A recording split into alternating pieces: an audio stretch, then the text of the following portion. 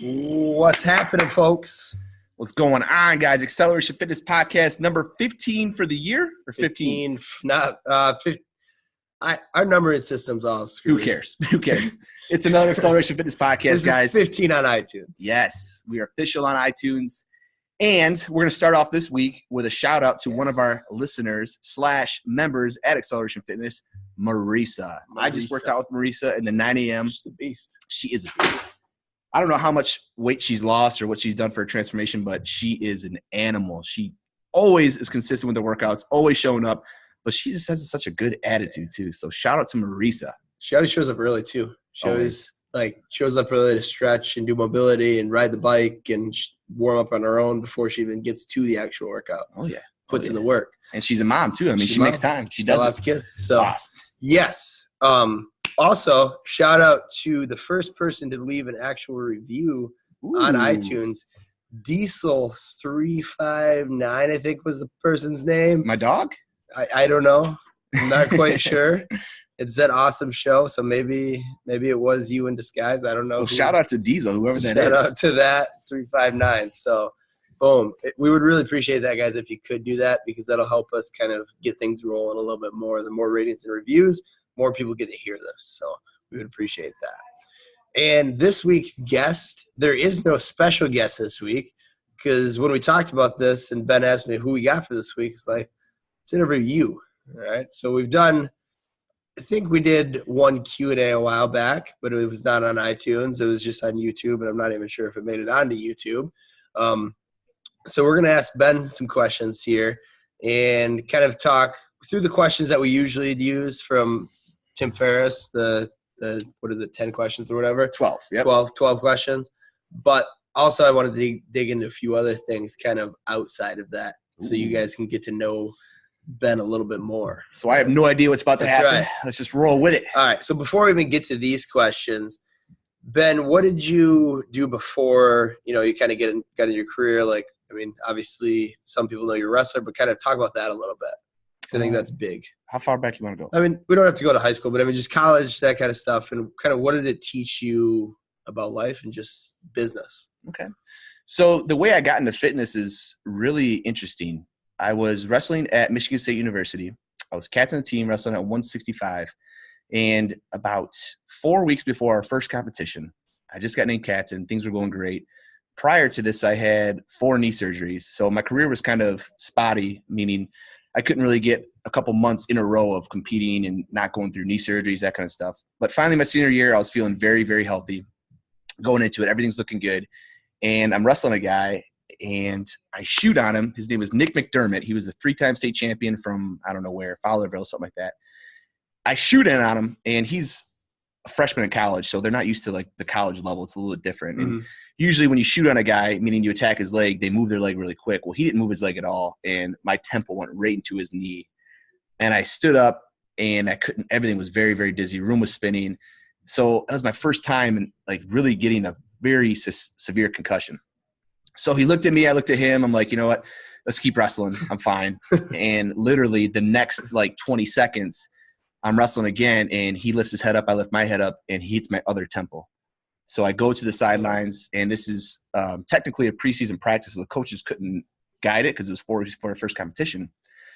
And I'm sitting there, and I'm trying to put my hand on my knee in the sides, and I just keep falling down to the mat, falling down. And everyone's looking at me like, dude, what the hell is wrong with you? I'm like, I can't sit up.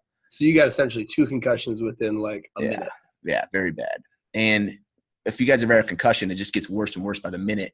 So I remember trying to talk to one of my teammates. I'm like, hey, dude, I think I got a concussion. They're like, hey, you say you got a concussion, you're out 2 weeks. So I would just keep your mouth shut. So I go in the locker room, and I'm just spinning at this point. I walk, and I go to take my shirt off, and I just fall into my locker. And everyone in the locker room kind of rushes over like, what the hell? And I start throwing up. And I'm like, what is going on? And I kind of knew what was going on at this moment, but I couldn't put together sentences.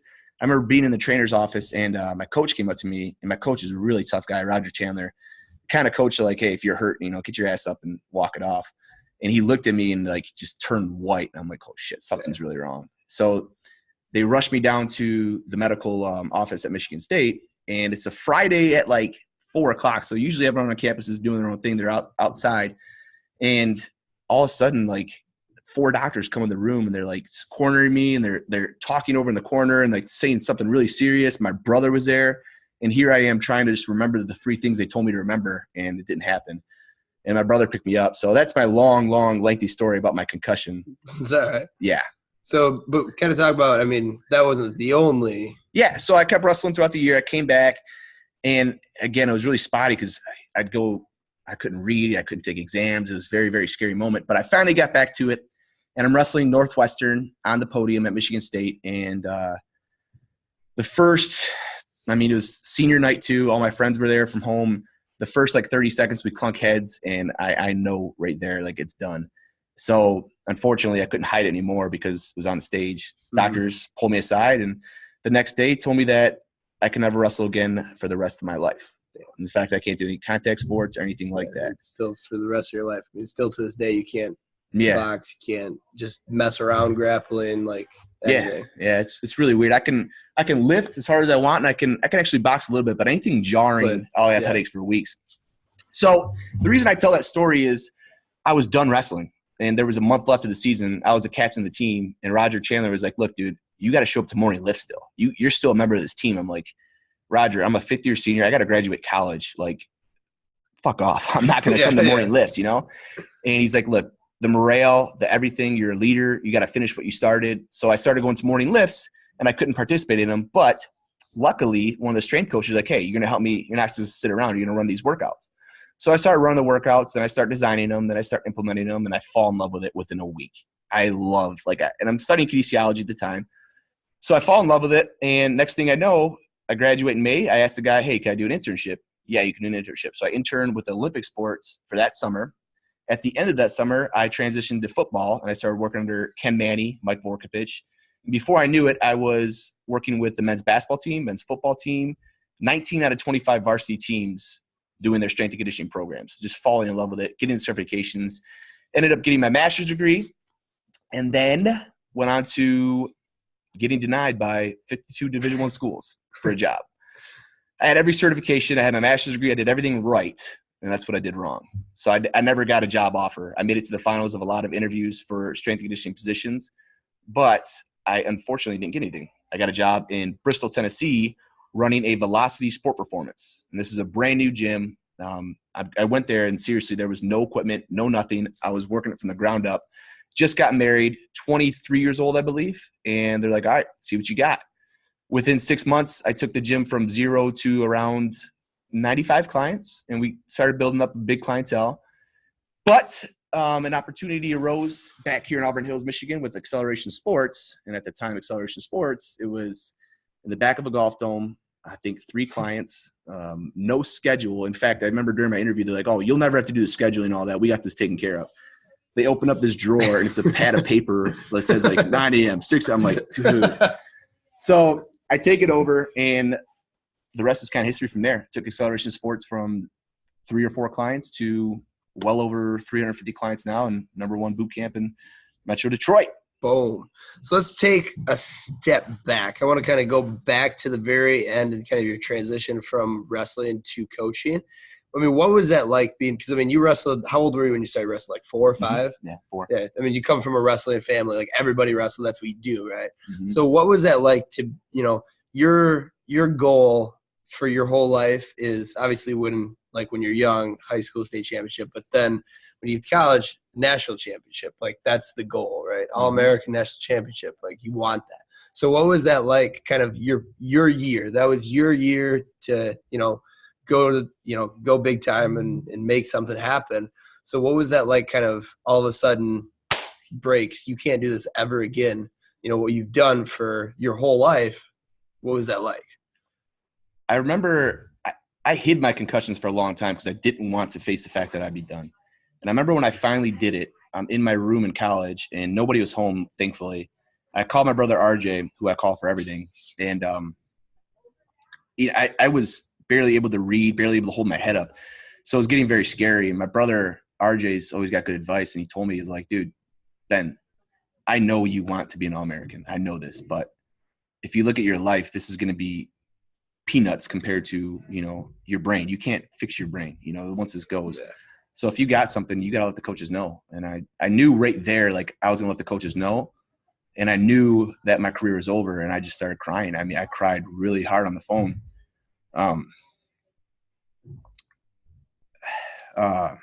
It's something you do your whole life with wrestling and competing and just the practices, the camaraderie of the team, knowing that's all just being taken away from you. It's not easy no matter how good you are, no matter what it is. Because I genuinely love the sport of wrestling. I love being around it. I love just, going anywhere, picking up, tag a friend, let's wrestle real quick. I love the whole experience of it. So it was very tough for me to do. And when I told the coaches, I was very scared because I didn't want to disappoint anybody. But the coaches immediately were like, they looked out for me as a person, and it really helped me. But there was a solid month there where I remember calling my girlfriend, who's now my wife at the time, calling her. I mean, I would hear songs in the car that would get me pumped up, and usually you hear those songs in the car, and they get pumped up, and you're like, all right, I can't wait to my next meet. You hear those, and it's like you can get pumped up, but you don't got shit to be pumped up for anymore. Yeah. So it was a dark month or so to get me out of it, and I think having the headaches too and all that kind of stuff led to anxiety, led to, I wouldn't say depression, because really strength and conditioning, having a purpose, gave me that. And that's what I was kind of leading to. Like, I mean, did you kind of take that passion that you had for, the sport and for competing and kind of realize, okay, I can't do this, but I can do this. Yeah. And then kind of transition over? I mean, is that kind of how the process went? Yeah, big time. I thank God every second that it happened, because wrestling is such a process sport, meaning that you got to do so much and fail so many times and do so many things that nobody sees.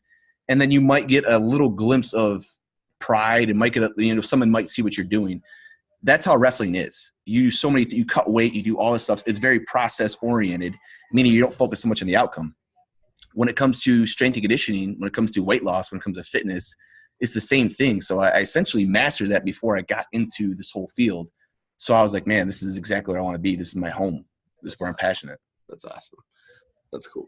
So then, I mean, obviously we got the whole story, but so once you're doing that, you leave Michigan State and, go to, you move away, you lived in Michigan your whole life. Like, what was that like packing up, moving to a gym that's not even technically started yet?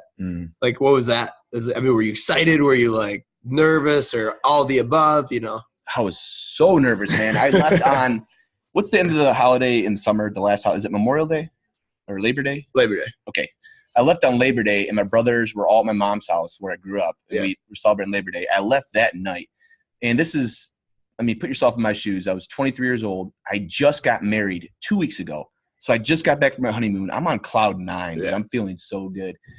And I remember packing up my dad's Mustang because I didn't have a car that could get to Tennessee. So my dad let me borrow his Mustang. And I drove 10 hours by myself. And, like, I had the whole 10 hours to think. And I was just, like, nervous as shit. I stayed at my boss's house with his family because I had nowhere to stay. And the first month, I'm seriously, like, setting up weights, setting up a schedule. Like, I had no idea what I was doing. I remember the first day I got there, we flew to California. And I went to Huntington Beach, where the Velocity Sport Performance headquarters were, and I got to get groomed up really quick. So it was very, very beneficial for me. So I was just like, I was very excited, very nervous. Straight into the fire. Yeah, straight into the fire. I failed so many times with so many things. But I remember my wife calling me because she didn't go with me yet. And she was like, so how is it there? I'm like, oh, it's awesome. It's awesome. She's like, so do we have a place to stay yet? I'm literally like, hey, my brand new wife, we're going to stay at my boss's place with his kids and his family in their basement. And, it's like scary as hell. Luckily, it all worked out. Yeah. But you had to grow up really quick. Yeah, imagine. Awesome. I'm sure it was scary, but you learned so much, I'm sure, from that experience. And, like, it's time to go, You get really resourceful, and you rely on family a lot in those situations. And a lot of my family was like, dude, just make it an adventure. Yeah. A lot of my family were like, this is going to strengthen your marriage, because when you leave somewhere with your spouse, you guys got to rely on each other so much. That's all you have is each other. So that's cool. So then you're done there. So you pack up, you move back here. What was that like the first the transition from there to here again, like in Xceleration? Obviously that was another situation where you're essentially taking it from nothing to, whatever you can make it. So, what was that like?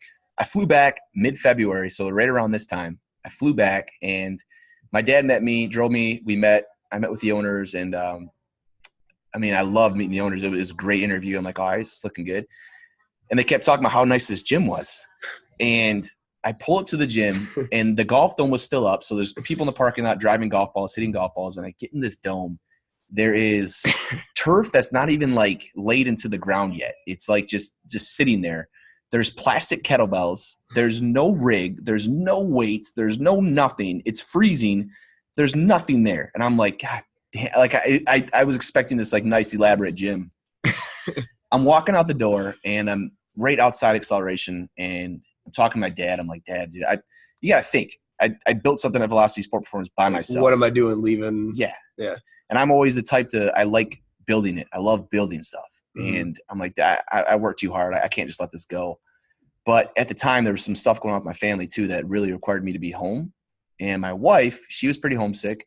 So my dad stopped me, and I'll never forget it, man. He's like, Ben, there is some opportunity here. And I was so taken aback because I thought my dad would be for sure, no, go finish what you started. But he's like, there's something here that I feel that's very special. There's something here. People know you in this area. You have a chance to build something here back home. I want you to seriously think about it. So on the plane ride back, it just hit me, and I knew from the get-go, with nothing here, with nothing, something special was in the air. Yeah. And how do you – so you've always had a very good sense of like, you know, you picture it. I don't know if you picture it or like, you know, describe it. Because I mean, I've seen you do this many times. Like where we're at now, if you're unfamiliar with Xceleration, so we used to be in the dome. Now we're in a separate building, and it was literally just like an empty room of nothing in storage. And I remember you bringing us up there too, and you're like, this is going to be our gym, this big area. This would be perfect. And I remember thinking, what is he talking about? Like, what? This is like a dancing room. Like there's a mirror and like nothing, like just a big empty room. And now that's where it happens, you know? Mm-hmm. So, I mean, how do you keep that? Like you get that vision, but then how do you keep that the whole time? I guess is what I'm getting at. I'm able to keep my vision really strong because I meditate a lot. I meditate 10, 20 minutes a day. And I've always just been one to really close my eyes. And if I'm driving the car, if I'm walking, I really allow myself to get to my subconscious brain and just visualize that and hold it. And really, honestly, it's trusting God and knowing like, hey, opportunities are the harder you work, the more opportunities are going to come. If you're good to people, if you try to help others, people are going to help you, and it's just going to come back. So when I had my vision of what the gym wanted to be, you know, I envisioned people losing weight, getting results. I envisioned people just going somewhere they wanted to be. I knew if I built that, all the other stuff would take care of itself. The equipment, the turf, it would come. Okay. I like that. So you meditate. Is this now also, like I kind of know the answer to this, but not everybody does. With other things too, like it's not just like, you know, working with you, I've noticed like these things. You always have this vision, and then somehow you make it happen. Like the men's health. I remember you saying like, before you even wrote for anybody, you're like, I want to be like in men's health, right? And like, how do you go about, you know, those processes? Do you like goal set each day? You meditate, but is there anything else? I mean, do you write it down each day? Do you do things like that? Yeah, I write down every single day, and I write very lofty goals, but I pinpoint them down to 4 things. Okay. And I express my goals to people around me, people who lift me up, especially my wife. Mm-hmm. It stems from my childhood. I'm the youngest of 4 boys. My father taught me to be very fearless. There's really nothing, if you have a growth mindset, there's nothing in this world that you can't do, really, because somebody's done it before. So once I see that happen and I know that happened, I just kind of be fearless with everything I do. But to keep me focused, I always write things down every single day.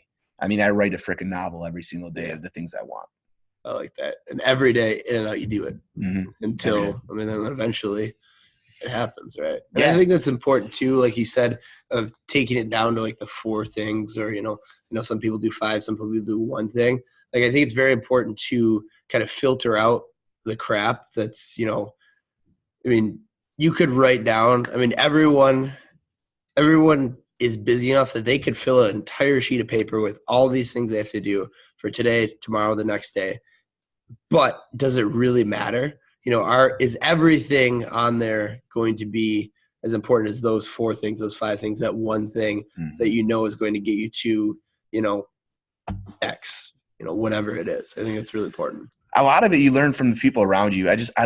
I'm obsessed with successful people, and I love following and modeling what they do. So I'm so very fortunate to have the mentors that I have, especially one guy who will remain nameless. This is how he likes to be. But he showed me goal setting. He showed it to you. But I mean, just when you get that advice, there's people who get that advice and then keep doing what they're doing and expect shit to happen. Yeah.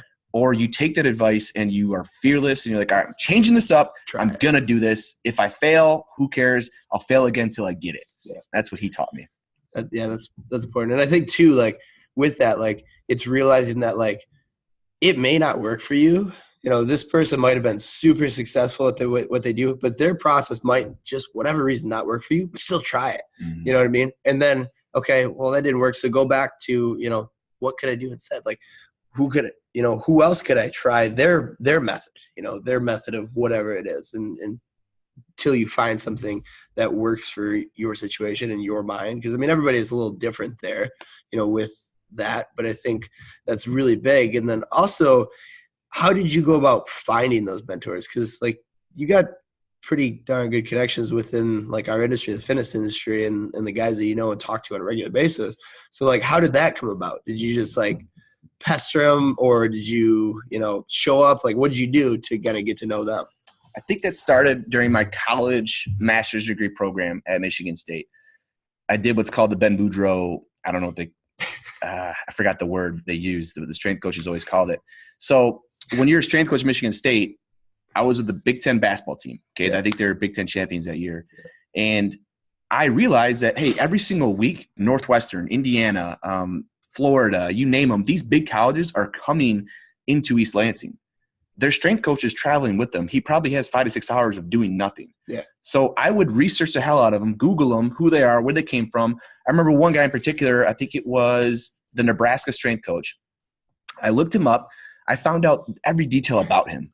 His wife sang the national anthem at some of the games. When he got his first job in the NBA, he lived off like ramen noodles and had like a 1-bedroom cot for a year. I knew everything about this guy, and then I reached out to him and said, hey, you guys are coming into town. My name's Ben Boudro. Would you mind meeting with me for an hour? So before the games would start, there'd be practices going on. I would meet with the strength coaches just in the stands, just us in the Breslin Center, and learn everything about them, you know, and they were always impressed with how much I knew about them. I remember he looked at me like, damn, you really did your research on this. This is almost weird. Yeah. And I met with the Michigan strength coach. I met with everybody. And what I learned is that in order to be a good mentee, mentors aren't going to give you advice again unless they see you take action with what they gave you.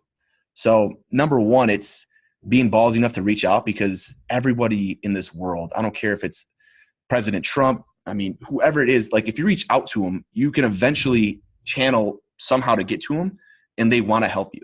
The most successful people I know are selfless. They always want to help people. So once I figured that out, and once I figured how to be a good mentee, I just kind of stuck with it and made sure that I always contact them and thank them and show gratitude. That's awesome. And I think that's super important, because even if you don't, you know, if it doesn't really turn out to anything, you still never know, like down the road, who's going to be where, you know, who, you know, and it's also just a good, you know, resource to have. I'm sure like a lot of these people, if you reach out to them again, you know, to ask a question or just to talk, like they'd be down for it. So I think that's huge, you know, just to build that and kind of foster those relationships. Yeah. I mean, I'm very, very, very, I'm definitely not a self-made man. I'm very lucky to have the resources and mentors that I have in my life, including my 3 brothers too. So yeah, that's awesome. That's awesome.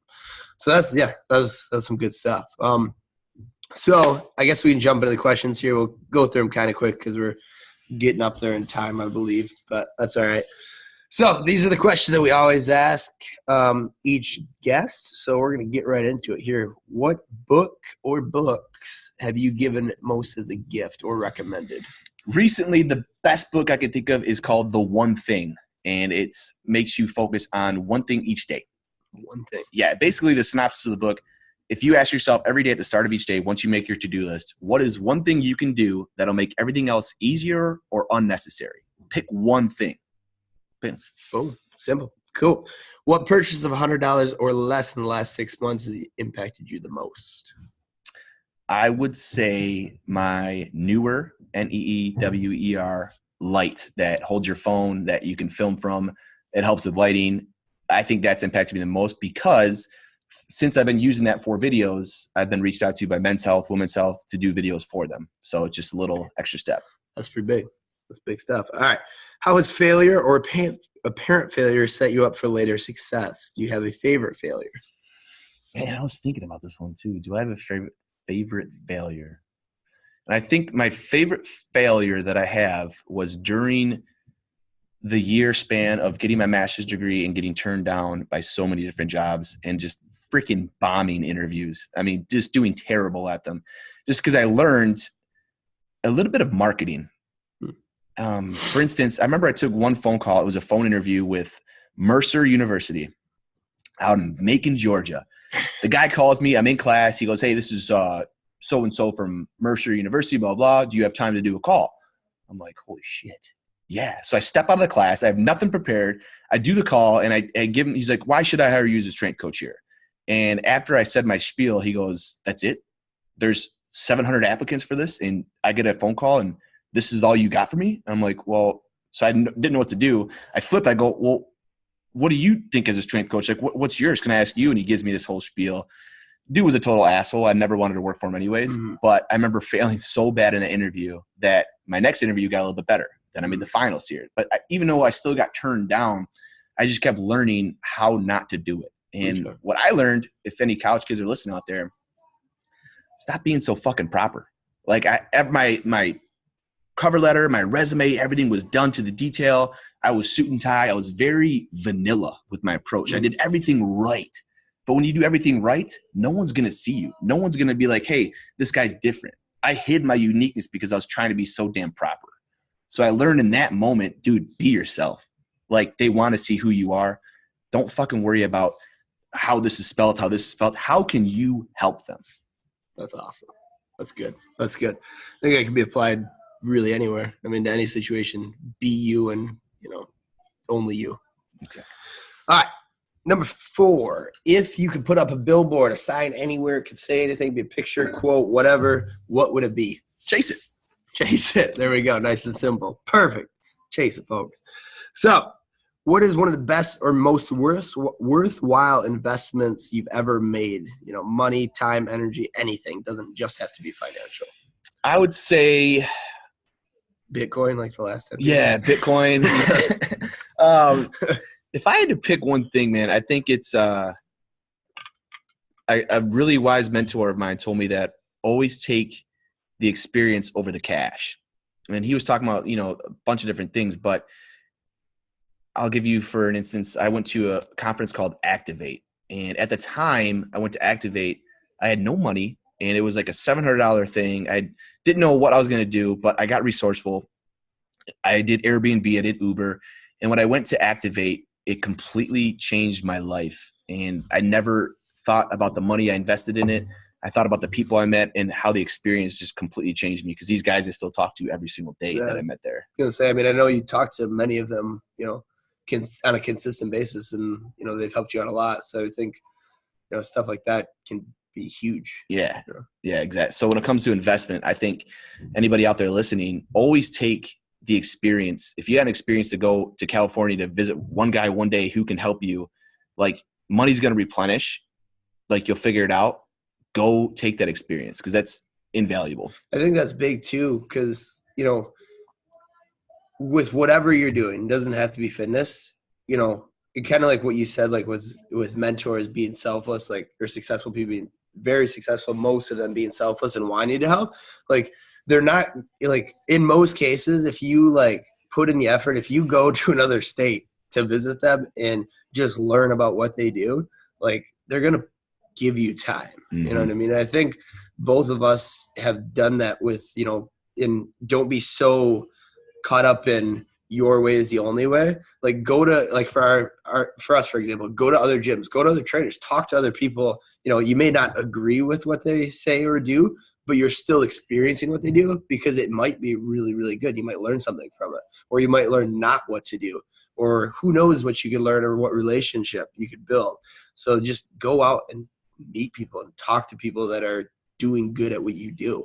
Mm-hmm. And I think the key thing you said there is listen. Yeah. Shut your brain off and listen. Yeah. Don't go and talk the whole time. Like Tim Ferriss told me whenever you meet somebody, like told me, if you're going to meet like a Kelly Starrett, don't go flex in his sandbox. Yeah. I'm like, okay, elaborate. What the hell are you saying, Tim?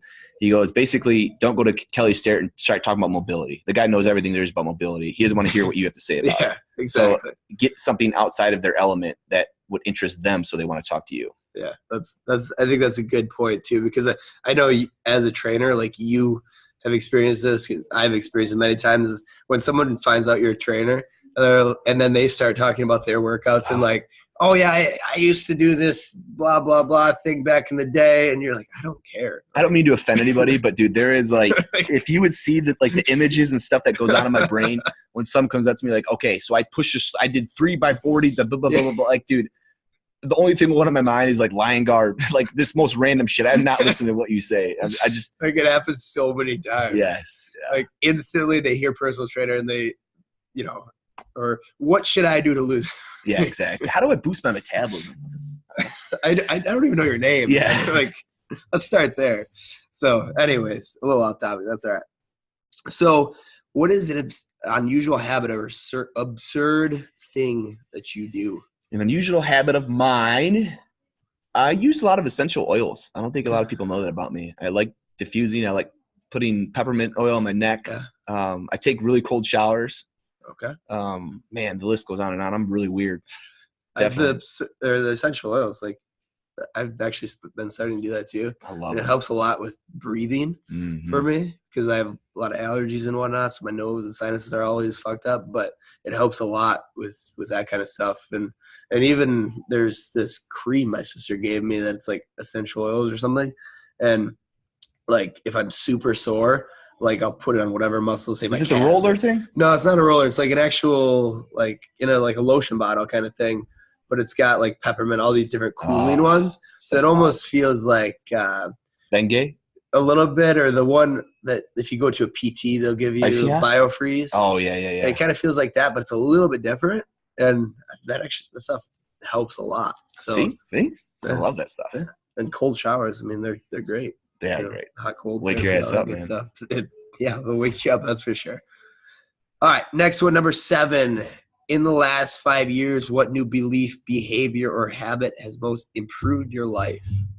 In the last 5 years, a lot happened. I had 2 boys, became a father, Xceleration blew up, a lot of things going on. And I think what I did in the past 5 years that changed mostly everything is I really tapped into my faith with God, my faith with myself. Those things, you can't get through life, honestly, going through some of the hardships I went through. Without that, I would have been pretty damn screwed. So it opened my eyes to focus more on just trusting the process. When you can trust the process and know you're doing what you're supposed to be doing, you feel a lot less anxious and you feel a lot more clear on what you should do. So that's definitely mine. I like it. All right, so say a kid's in college, he's smart, he's driven, he wants to do good things, like he's, been doing pretty well in school. What advice would you give him kind of transitioning from, that last year or 2 of college into the real world, real life? I would say a lot of my mentors told me that they were the ones in college who got that really high-paying job off the get-go. And it was really cool because they're seniors in college. They can go to the bar and buy shots because they know they're getting paid. Mm-hmm. And I remember one guy, and specifically, he told me, I got the cool job, but a year into it, I hated the job. And like, it's cool at first, but it's really temporary because then you just got to go find another job. So know what you want to do and don't be afraid to get your hands dirty and try different things. But my best advice would be this, and it's an example I can use. Shout out to Megan Farrell, okay? Because this is an example. This is a perfect example. She reached out to me, asked for an internship. So, of course, I led her to Justin Grinnell. Now, the normal process to get internship is you email and you wait for hear back, and then they schedule an interview. I said, go to the gym, find him, find the owner, and say, hey, I'm looking for an internship.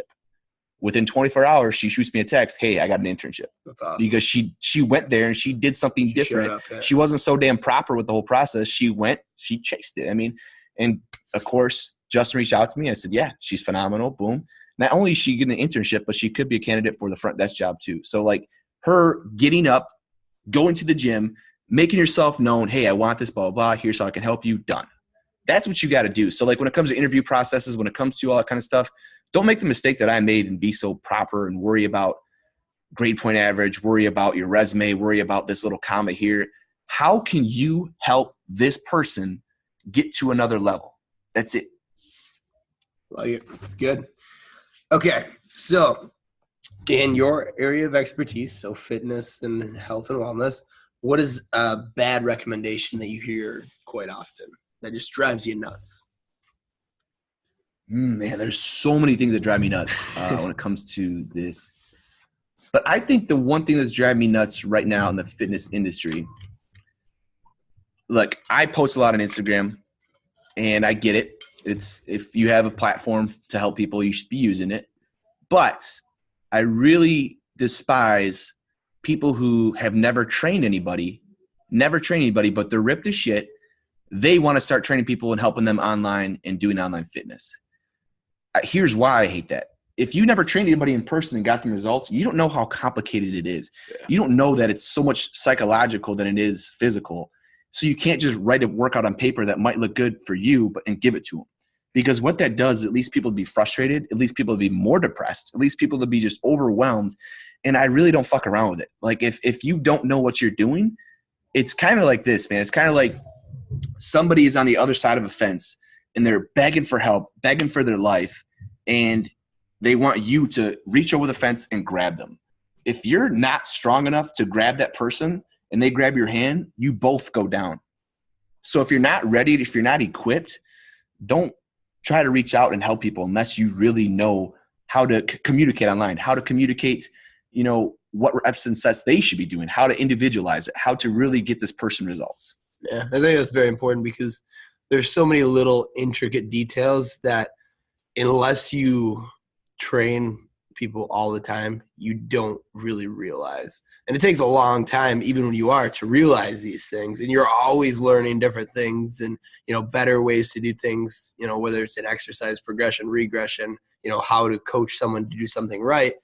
And to do that, remotely is very difficult in most people, unless they're a very, very advanced person who, knows all the exercises and stuff. But like just the person that like is just starting out, you could tell them, okay, I want you to squat, but it could be the worst squat. Mm-hmm. You would never let it fly in person and you would never have them do that, whatever advanced variation is. But then there's no way to tell, unless you have them record things and, all that kind of stuff. And a lot of those people don't do that. They don't have like form checks and all that kind of stuff. And, I think it's very important to do those things if you do take that leap to training them online. And I know you do, and I do some also, but we don't try to do it in a mass quantity. Mm-hmm. And it's just not, okay, here's a program from 3 years ago. Here you go. Yeah. This will work. I'll check in with you in a month and a half and see how you're doing. Yeah. It's every day, some sort of accountability. It's, we're on the phone with them or a video call. Like, I want you to tell a detailed history of what you've done, what you haven't done, what hurts, what doesn't hurt, all these things that go into it.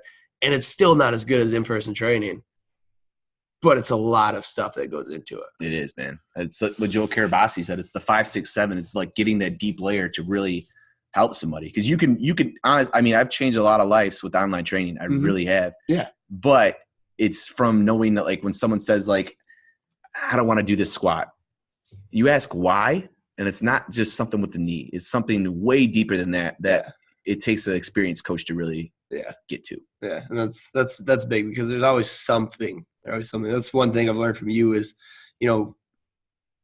it's not always what it seems on the surface. There's usually something going on, a lot deeper than that. Mm-hmm. That's actually the problem. It's not that their ankle hurts or their foot, it's something else is going on. And usually they just want to talk about it. Mm-hmm. And once they talk about it, it gets better, so that's big.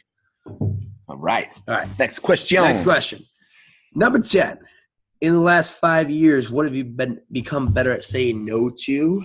Whew. Could be time, commitments, clients, anything. What could it be? If my wife were watching this, she'd be like, nothing. Because I have a serious FOMO, man. I really do. Better at saying no. Let's see. Man, this is really tough. This is really, really tough. Better at saying no. I need to work on saying no more. I think I've been better at saying no to writing articles for certain people just because I was spending a lot of time doing it. And while it was really good, I honestly think I'm at the point now where I can give somebody else a chance to get known and write. And I can keep writing for the big articles that I like women's health and those kinds of things. So I'm getting better at saying no to those opportunities. Cool. What about, like, I know one thing I've noticed is, like, with, someone says, like, they want personal training from you, like, ooh, yeah. That takes up a lot of time. I don't think people realize how time consuming that is, even if you only have a handful of clients. Like, how do you, like, do you just tell people no straight out, or are you like, no, go see this person, Yeah, I think people, luckily they understand, like, a lot of my time is spent developing the coaches here and developing the whole process of Xceleration Fitness, because it's a huge responsibility. I mean, I can't just run all the classes and expect it to grow. Yeah. I need to groom people like John Papp and people like Maddie, all the coaches out there, and really give them my time. That's what I've been better at saying. So when people ask me for personal training, I kind of tell them, like, look, here's the honest truth, man. I could train you one-on-one, but you would get better results working with another coach or doing a group or doing semi-private or doing this. It's honestly, I couldn't sit back and say, the $115 an hour is going to really benefit you. Yeah. So when I knew, like, they were actually getting benefits from doing smaller classes, it got easier to say no. Okay. Cool. All right. So when you feel like things are just wild, crazy, you're unfocused, you're unmotivated, like, what do you do to kind of get back, center yourself, get back to normal, whatever you want to call it? Walks with my main man, Diesel, my dog. There we go. Just walking outside, just the act of doing that, it brings me back. And it's so hard to do because your brain tells you, get this done, task. But if you stop and let your mind relax, and I got it from a TED Talk too, like, so many things happen just from a 15-minute walk, and put your phone away. Don't take your phone with you on that walk. That's cool, yeah. Let nature do its thing. It's awesome. That's awesome. And actually, on that note too, there's been a lot of people kind of talking about just short walks, like, within fitness. There's quite a few, like, well-known guys that have been pushing a lot, and it helps too, like, that kind of stuff. But then also just for general, like, weight loss and overall health, like, just taking a walk, it's such a simple thing. Mm-hmm. Like, a lot of times, like, when I'll meet with someone, I'll be like, I just want you to take a walk. And they're like, wait, what? I'm like, yes, seriously, 15 minutes. Like, your schedule is jam-packed today. Like, there's, it's going to be very hard for you to get a, really serious workout in. So I want you to take 15 minutes and walk in the morning and the afternoon. And for a lot of people, that's all they need when they first start out, It is. Or in conjunction with the normal workout program, that can make a huge difference and get them way better results. And it's something, it's free. You don't have to pay for it. You don't have to go anywhere. Step outside your front door, take a walk. Like, if you're at work, take a walk. Like, if you're in an office, walk in a circle. Like, you just move. I think that a lot of people are probably hearing this and they're like, yeah, go for a walk. I'm not going to do it. I got to do this, blah, blah. Because I know my wife listening to this, probably, she would not take a walk. Yeah. And it drives me nuts because, honestly, I'm going to get real deep here. I think multitasking is bullshit. Thank you. I really do. Like, I can do this, blah, blah, blah, blah, blah, but no, you're giving 30% of your focus to something. So, like, when you do a walk, when you do those kinds of things, you go back to the whole thing I talked about in the beginning of this podcast. What's the one thing you can focus on? Like, one thing. What's the one thing you can do? And if you guys think this is wrong, follow Tim Ferriss. Follow Lewis Howes. Follow Gary Vaynerchuk, guys that are way at the top of their game. They're going to tell you the same thing. Like, their focus, they spend their day focused on the one big thing that can get them to the next level. So, yeah, that's cool. That's cool. So, little shout out to another podcast, the OG podcast, the Joe Rogan Experience. I just want to give a recommendation to every single person listening to this. Go listen to the latest episode on Joe Rogan Experience. This guy's name is David Goggins. I just texted Ben about it last night. Like, yo, you got to listen to this.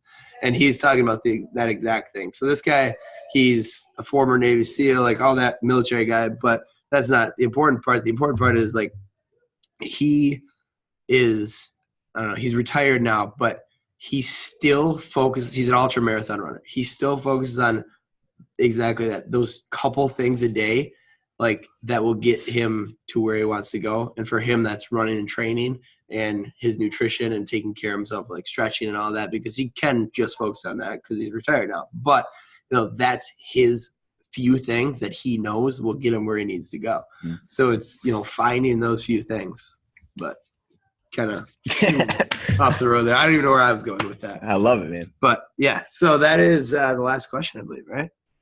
There's 11 questions, not 12. Yeah. Yeah. So, all right. The fire round? Fire round. Let's do it. Okay. So trying to think. This is going to be hard. This is one person fire round now. Yeah. If you could be in any 90s music group, who would you be in, or in what group would you be? You're performing on stage. 90s. If it's 90s, I'm going to go rap because that's when hip hop came about. So I'm going to go NWA. Okay. Okay. Yeah.